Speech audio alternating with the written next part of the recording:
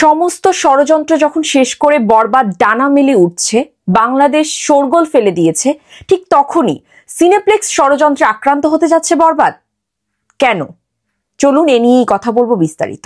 দর্শক, আপনারা সবাই সোশ্যাল মিডিয়াতে অ্যাক্টিভ, আপনারা সবকিছুই দেখেন। হয়তো অনেক সময় আপনারা টিম্পনি কেটে বলেন যে কি রে ভাই, শাকিব খানের সাকিবিয়ানদের কি আন্দোলন করতে করতেই দিন যাবে?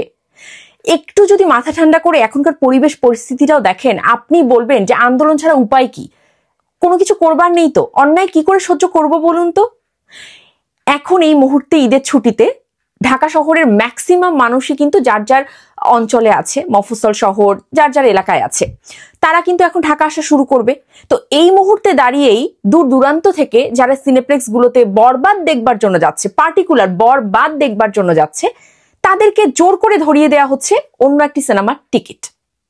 এবং এটা কিন্তু আমাদের মৌখিক কথা নয়। আপনারা যদি সোশ্যাল মিডিয়া দেখেন, ফেসবুকে, টিকটকে, সমস্ত জায়গায় এই ভিডিওগুলো ঘোরাফেরা করছে। যমুনা টেলিভিশন থেকে শুরু করে নিউজ 24 এবং আরো অনেক সংবাদ মাধ্যমে আমরা ডিরেক্ট শুনতে পাচ্ছি দর্শক বলছে আমরা বরবাদ দেখতে এসেছি, কিন্তু বলছে আপনারা এই মুভিটা দেখেন কারণ ওটা টিকিট নেই। তো যদি এমনই হয় যে টিকিট নেই, টিকিট আপনারা দিতে পারছেন না, তাহলে শো কেন বাড়াচ্ছেন না? দর্শক চাহিদার শীর্ষে থাকা বরবাদ মুভি, এটা কি আমাদের কথা নয় তো? সাধারণ হাজার হাজার দর্শক তাদের 1000, 1500, 2000 টিকিট কেটে বরবাদ মুভি দেখছে, তাদের মৌখিক কথা যে বরবাদ সবার শীর্ষে আছে। তো সেই শীর্ষে থাকা মুভিটি 50টা শো কি ডিজার্ভ করে না?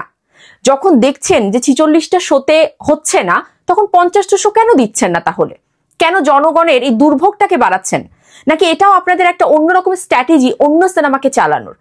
দেখুন ভাই, স্টার সিনেপ্লেক্স আপনারা তো ব্যবসা করতে এসছেন, তাই না? মাল্টিপ্লেক্স, সিনেপ্লেক্স, তো কি সেবা প্রদান করছেন? যদি এরকমই হয় যে আপনারা অন্য একটা কারোর তফেদারি করবেন, তাহলে বলে দিন ডিরেক্ট, এই হচ্ছে কি আমাদের মূল এজেন্ডা, আমরা ওদেরকে দেখাতে চাই। বড় একটা মুভি আপনারা সেটাকে সাপোর্ট করছেন না, জনগণকে দুর্ভোগে ফেলছেন। এটা কেমন ধরনের ব্যবসায়িক স্ট্র্যাটেজি হতে পারে আপনাদের? এরকম স্ট্র্যাটেজিকে ধিক্কার জানাই। একজন দর্শক ডিরেক্ট বলছে যে আমি এসছি বরবাদ দেখতে, আমাকে জোর করে দেখানো হচ্ছে এটা। তো তারপরেও আপনাদের কোনো স্টেটমেন্ট নেই, আপনারা শো বাড়াচ্ছেন না।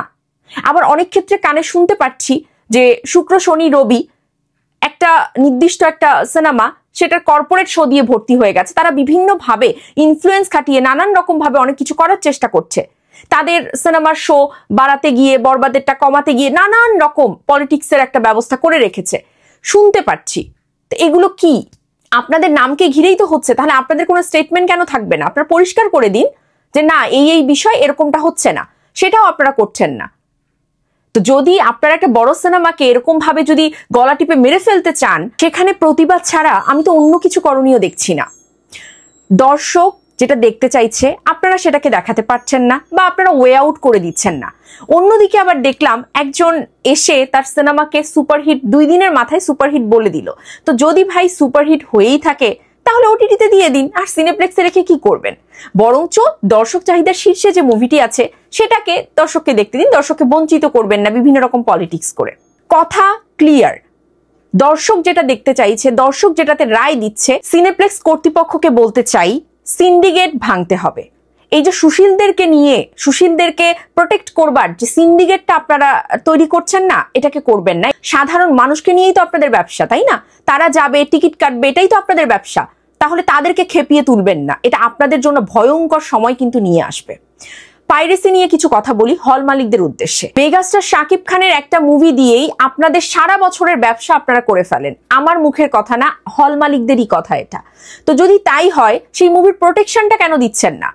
আপনারা তো চাইলেই এই মুভির একটা ফুলফিল প্রোটেকশন দিতে পারেন, অন্য কারোর এটা নিয়ে চিন্তাই করতে হয় না।